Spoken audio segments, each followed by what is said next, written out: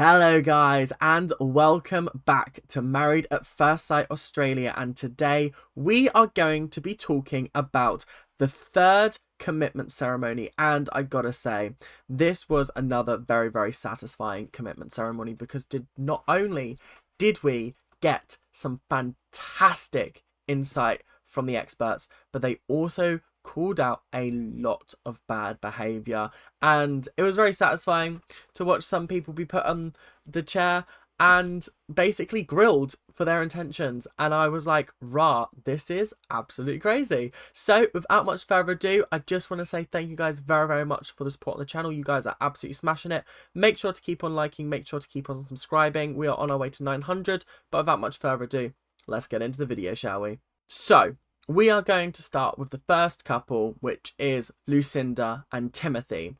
Now, she is basically like, look, this is nothing but a friendship couple at the moment, and it's starting to get to the point where I'm like, is it even worth staying in the experiment? Like, what's going on here? And he's being quizzed about his intimacy and what he's thinking and how he's feeling, and he's just like, oh, it just takes time. And then he's asked, well, when you were out on these dates with her, did you feel the urge to hold her hand, to pull her close and kiss her and do all of that? And he just kind of went, not really. So as much as it pains me to say, why are you still here? Because obviously then they went to the decision and he was like, stay. She was like, stay. And then Alessandra was like, well, hang on a minute, Tim. Why are you saying stay when you're saying that you don't feel anything for her currently? What's the point in staying? Like, what's going on here? And I was like, that's actually a very good point, because what is the point in staying in a relationship where you don't necessarily feel comfortable, or you're not willing to give 110%? And then obviously that's when Lucinda was like, yeah, I actually do agree. I think this is a very good point. And then he's like, wow, now I feel like the bus has been driven over me. Wow, thanks for throwing me in front of the bus. Do you know what I mean? And I was like, Timothy, I feel like you're taking the wrong thing away from this, because then Jaden was like, look, mate, and he was trying to offer some advice, and Timothy was like, look, I don't need your advice. And Jaden was like, well, clearly you do, because I'm in a loving relationship and you're not. And I was like, to be fair, Timothy, you did ask for it, and every single week it's getting increasingly difficult to defend you and make you out to be a really lovely person, because you do just have dickhead tendencies. And then obviously John gave them an ultimatum and was like, look, if nothing changes in 7 days, I'd rather you just leave. I'd rather you just go, because you're wasting everyone's time. And I was like, actually, very good point. Very good point indeed. And then when they sat back down on the sofa, she's like, oh, she's trying to talk to him, and he's like, don't talk to me. Don't even look at me. And it's like, red flag. Red flag, red flag, red flag. Ooh. Yeah, not ideal in the slightest. I know it's a pink flag, but just imagine. But yeah, it was just unfortunate and uncomfortable to watch. But they've decided to stay in the competition for another week. Next week is Meet the Friends and Family.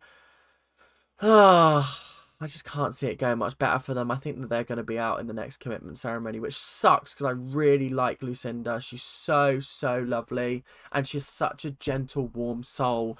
And then there's Timothy, Mr. Heart of Stone. So we're just going to whiz through a couple of couples that are absolutely smashing it. Couple goals, doing really well. Jaden and Eden both decided to stay. They both feel like they've never felt like this about another person, which is really cute. And also the fact that there's a lot of intimacy there, which is great. Then we had Sarah and Tim. Sarah and Tim also both decided to stay. It seems like things have drastically improved since last week, which is absolutely incredible. And I got to give credit where credit's due. Sarah has really bucked her ideas up, realised the error of her ways, and now she is committed to making this relationship work. And they looked so cute together in this episode. And this is what I mean by just because you're bad one week doesn't mean you're going to be bad the next.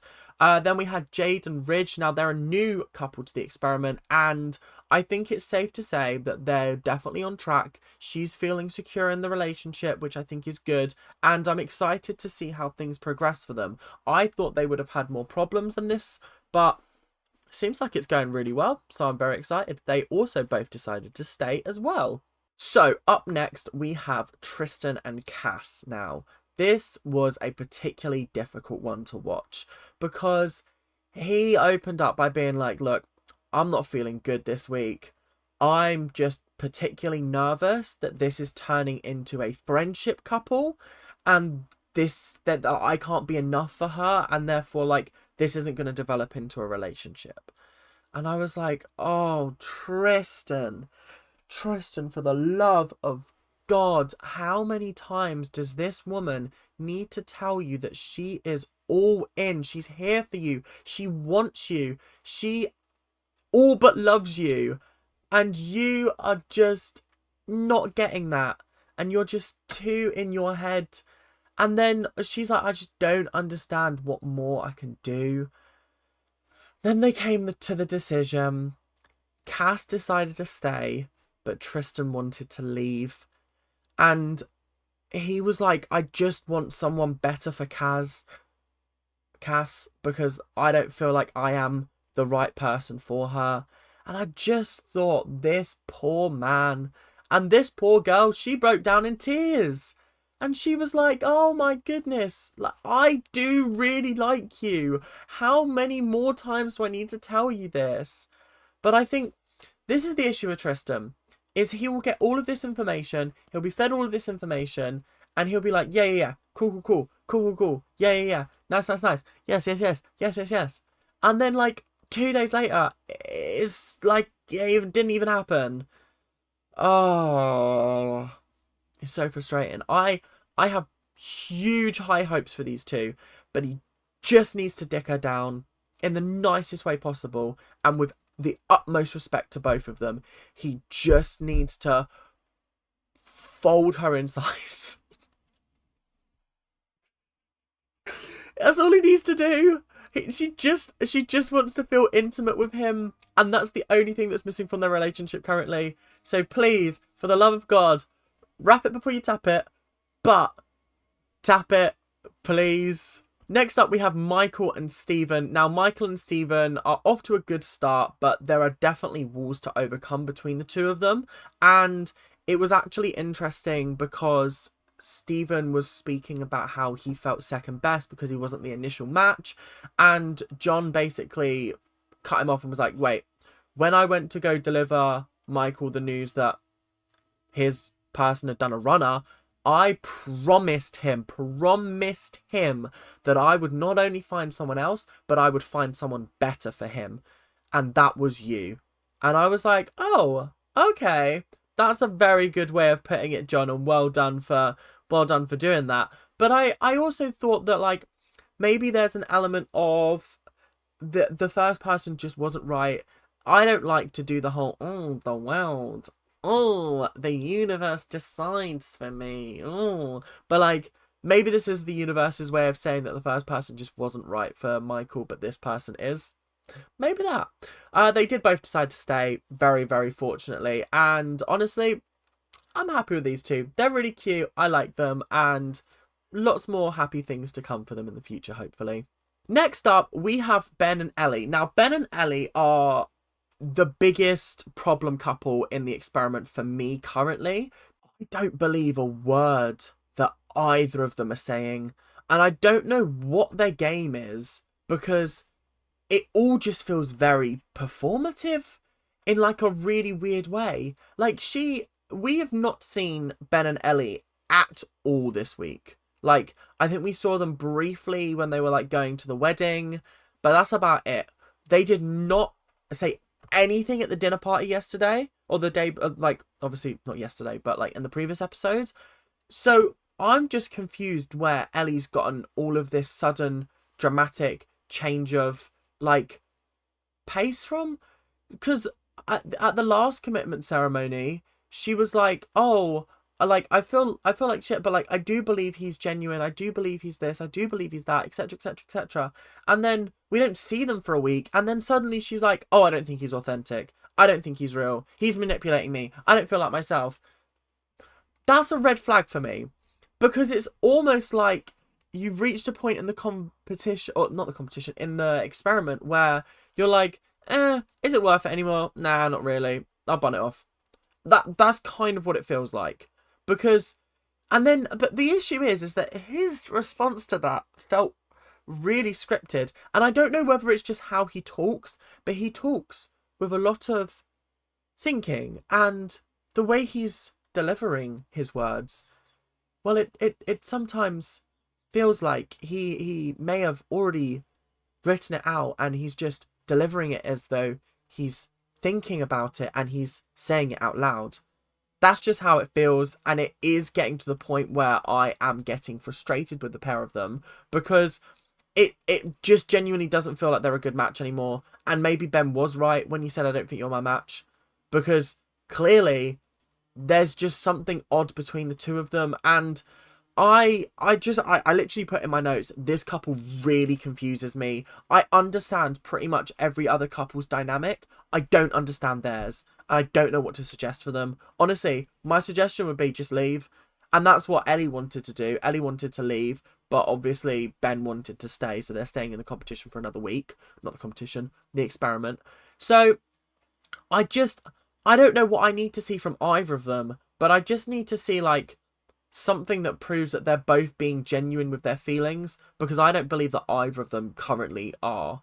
Up next, we have Andrea and Richard. Now, Andrea and Richard were another couple that we didn't see much from this week, and then suddenly they've come in with like heaps and bounds of problems that are like, whoa, where did these come from?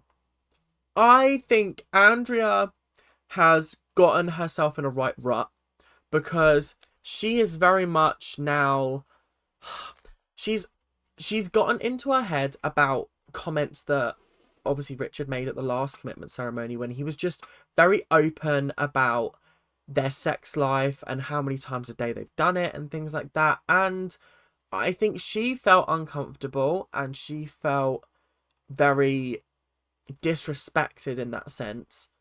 But then I almost wonder, has she had this conversation with him, or has she left it till now? Because from the sounds of it, it sounds like it's been a conversation that's been brought up just now, and he's been wondering why she's been off with him all week. Does that make sense? Like, I'm struggling to see how this situation couldn't have been resolved by sitting down, talking to him, and him being like, genuinely, I am so sorry. I feel horrendous, because I just feel like it was blown a little bit out of proportion. But I also feel like it's because she has been in relationships where she has been disrespected, she has been treated poorly, and she's got anxiety from those previous relationships, and so she's not allowing herself to fully get into this new experiment. I think she needs to get out of her head a little bit, because, and I think, like, he's apologized and he does feel bad about it. And it's one of those things where, like, when you get older and you're talking about your sex life, like, you just genuinely, as a rule of thumb, the older you get, the less you care about talking about sex. That's kind of like how I feel.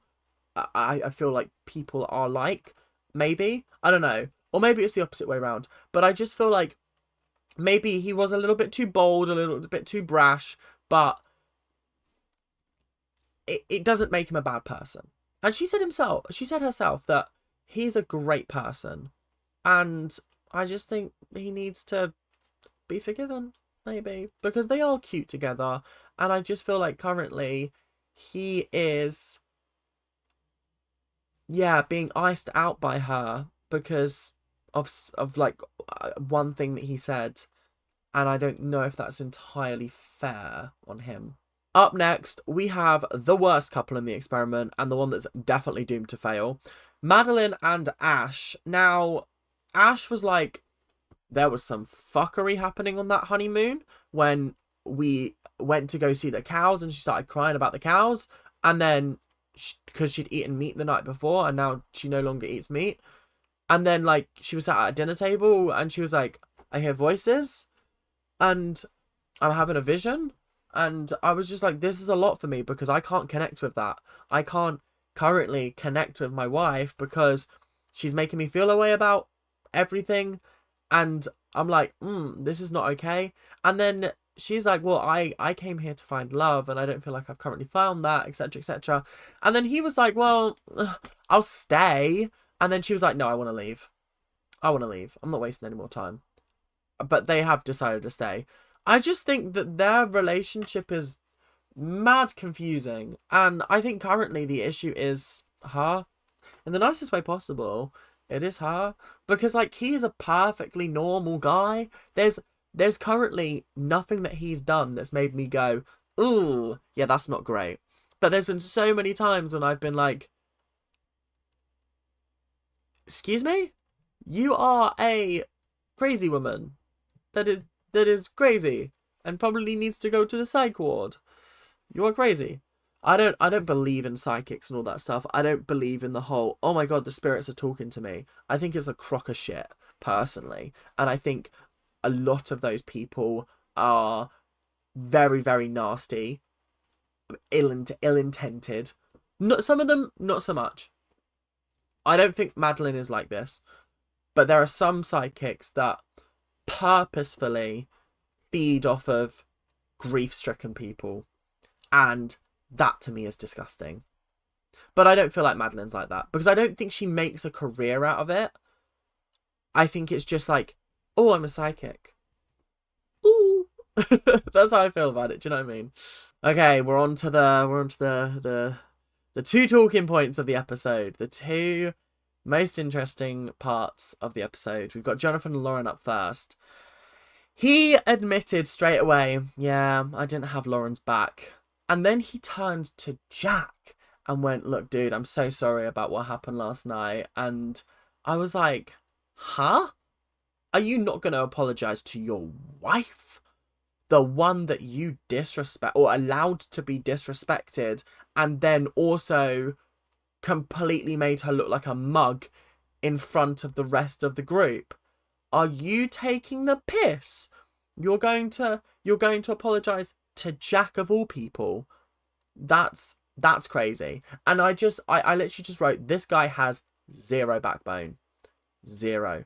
Because as soon as Jack was like, that's not on, Jonah, he was like, oh, I'm so sorry. I'm so sorry, Daddy Jack. I'm so sorry. I'm so sorry. Please forgive me. Please. It's ridiculous. Grow up. This is not okay behaviour. And I said in the last episode, the bro code is bullshit if it means you're at the expense of someone else. At the expense of someone else's feelings being hurt, someone else being disrespected. That's not okay. Call out the bad behaviour. It's not bro code. It's being a dickhead. I'm sorry. Then he was asked who's more important, and he went, obviously Lauren. And John basically went, I don't believe that. And I was like, raw. Then they brought up the muzzle comment, and this caused a little bit of a stir because he was like, oh well, I did defend her, and John went, not good enough. Not good enough. Because if that was my wife, I'd have been angry.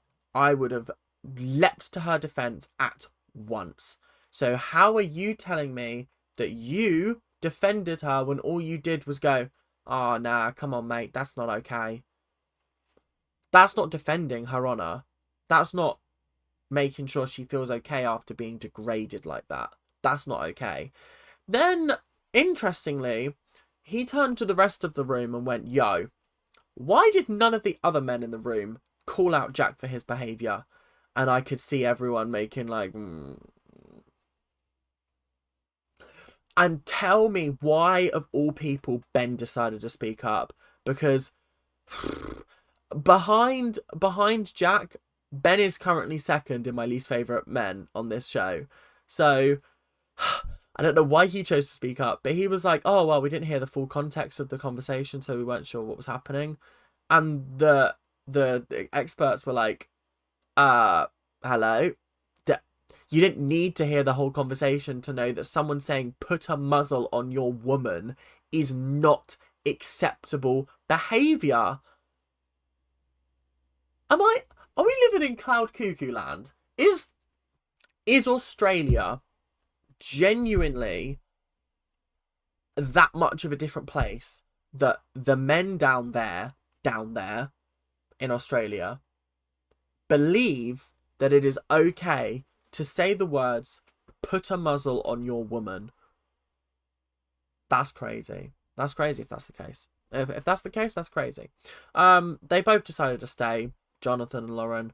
Not really much else to say there. Just Jonathan's got a lot of grovelling to do because Lauren, Queen Lauren, let's just put it that way, is deserving of a far better man than him. And I will stand by that for the rest of this series. Now we come into Jack and Tori. Obviously, straight in, no lube. Jack, why did you say that? And he was like, oh, I'm ashamed and I've lost sleep over it and it's bullshit is what it is. It's bullshit. I'm sorry. He's just apologizing because he's realized that he's fucked up a little bit and he's about to get a lot of heat for it. So he believes if he apologizes and is like, oh, I'm so repentant, I'm so remorseful. But we literally saw him at the start of the episode going, yeah, I have no regrets about what I said and what I did. No regrets at all. That was what he said before the dinner, before the commitment ceremony. And now all of a sudden it's, oh, I've lost sleep. Oh, I'm so ashamed. No, you're just trying to save face. And there were so many people around the room that pulled a face when he was doing this. Tristan pulled a face. Cass pulled a face. Sarah pulled a face. Craziness. Honestly, craziness. Because I just believe this man is actually genuinely awful. And then obviously the experts were like, oh, well, does this not, like, Tori, does this not show you what Jack's truly like? Like, he's saying all of these things. Does this not show you, like, a fraction of the person that Jack truly is? And Tori went, I don't agree with that. And I was like, oh, for fuck's sake, Tori. For fuck's sake. Because how are you telling me that you're not the least bit concerned by this? The least bit. How are you telling me this? And then, obviously, the whole sort of, like, no attraction comment was brought up. And Jack was once again disregarding it. But then Jono was like, well, you did say that you had, like, no sexual attraction. You thought she looked beautiful, but you have no sexual attraction. And then Alessandra was like, okay, so do you have a physical attraction to her? Yes or no? And he went, yes. Do you have a sexual attraction? And then he kind of skirted the question. And he was like, oh, I think I'm probably there. And Alessandra was like, probably? What do you mean, probably? Like, you should know if you're here or not. If you think that she's physically attractive, you should want to sleep with her. So why aren't you? What is going on there? Because clearly something is amiss. Either you're doing this on purpose, or you don't find her attractive. So what is going on? And also, I have a big problem because Tori is a very attractive person. I don't understand what his problem is. Like, actually, what is his problem? I need him to explain it, because how have you gone 5 weeks and you haven't shagged yet? That's crazy. That is absolutely crazy. And then obviously they brought up the couple swap comment and how that looked and seemed, and I just thought, actually, this is, yeah, not great. And then the experts basically were like, well, how did you feel, Tori, that he was joking about serving you up on a silver platter for men to have? And she was like, damn, when you say it like that, yeah, that makes me feel physically sick. And then obviously Jack was told, look, your humour is not funny to some people in the group, so sort yourself out. Facts, honestly, facts. And then the episode ended. Oh, by the way, they both said stay because obviously they're going to. She's whipped and he's holding the whip. And basically the end of the episode was really weird because they all got up to leave, and then it kind of cut, and then it cut back to the room, and it was just Tori and Jack sitting there. And then Jack was like, "Oh, that was a load of bullshit. I'm glad you didn't turn against me though." And it was just like, it really felt like an end credit scene from like a Marvel movie where like the evil is being teased for the next movie or something like that. That's really what it felt like, because it felt so sort of like uncomfortable to watch, the fact that he was sitting there being like, "Oh yeah," and I was like, this guy needs to chill needs to just chill. I'm so done. I'm so done. But that is all we've got time for today. I'm sorry for the extended episode. We are going to be back with the next week, which is Friends and Family Week. And if you guys are enjoying, make sure to like, comment, subscribe, do all of that YouTube stuff that you guys are doing so well, and make sure to keep on ranting. So without much further ado, see you later. Bye now.